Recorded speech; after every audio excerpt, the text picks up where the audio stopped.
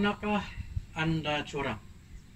Atau mungkin persoalan yang lebih tepat adalah, pernahkah Anda dicurangi? Dan apa perasaan Anda ketika seseorang itu mencurangi Anda? Pasti banyak perasaan yang tidak baik timbul dalam diri kita. Ada yang mungkin sakit hati, ada yang kecewa, ada yang putus asa, dan bahkan sampai teringin untuk membunuh diri, dan banyak lagi hal-hal negatif yang akan timbul dalam diri kita ketika kita dicurangi. Apakah Anda mengetahui bahwa kita masing-masing memiliki kekasih? Dan kekasih kita itu bukanlah kekasih duniawi, tetapi kekasih secara rohani. Dan kekasih rohani kita itu pada saat ini sedang menyediakan satu majelis perkawinan, satu majelis pernikahan di antara kita dan juga pasangan kekasih rohani kita itu. Ya, itulah Yesus Kristus. Yesus pada saat ini sedang menyediakan tempat untuk kita di surga. Dalam arti kata lain, sedang menyediakan satu majelis perkawinan yang akan berlangsung ketika Yesus datang untuk kali yang kedua, membawa umat-umat yang percaya kembali ke surga, tinggal selama-lamanya bersama-sama dengan Tuhan. Dalam Matius pasal yang ke-25 ayat yang pertama hingga ayat yang ke-13 menceritakan tentang bagaimana sebenarnya kerajaan surga. Jadi kerajaan surga itu diumpamakan seperti 10 orang gadis, 5 gadis bodoh dan 5 lagi gadis bijaksana.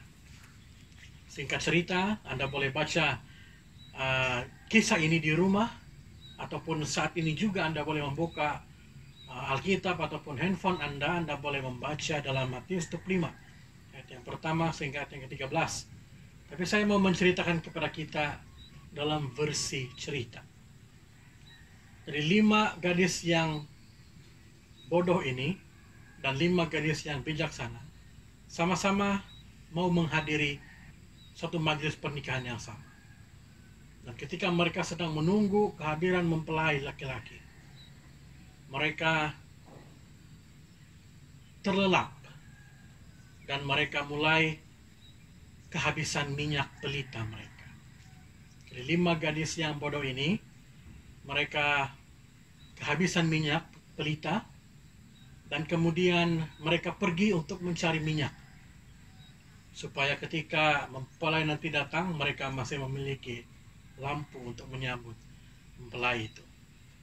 Sementara 5 gadis yang bijaksana, mereka menyediakan minyak ekstra, minyak pelita ekstra untuk mereka, sehingga mereka tidak perlu pergi.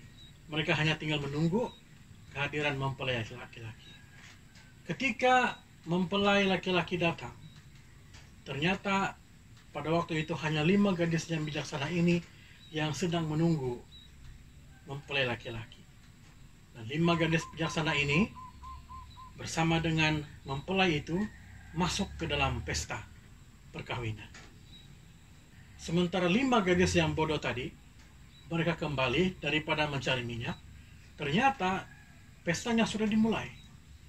Dan ketika mereka mengetuk pintu, tuan rumah berkata bahwa dia tidak mengenal 5 gadis itu. Saudara yang dikasihi dalam Tuhan, kehidupan kita di dunia ini adalah seperti kehidupan menunggu mempelai laki-laki itu datang.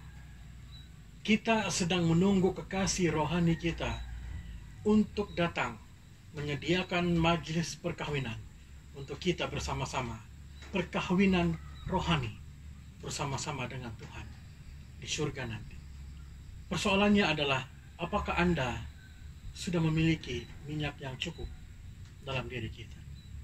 Di dalam firman Tuhan, minyak itu selalu dilambangkan sebagai Roh Kudus. Apakah kita memiliki Roh Kudus yang cukup dalam diri kita untuk tetap setia menunggu kedatangan mempelai laki-laki, kekasih rohani kita, Yesus Kristus, ketika dia akan datang nanti untuk kali yang kedua?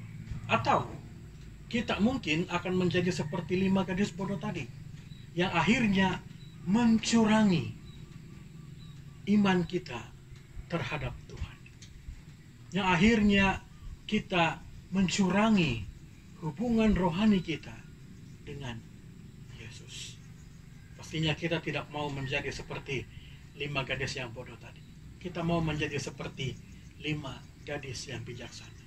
Itu sebabnya kita harus memiliki persiapan rohani dalam hidup kita.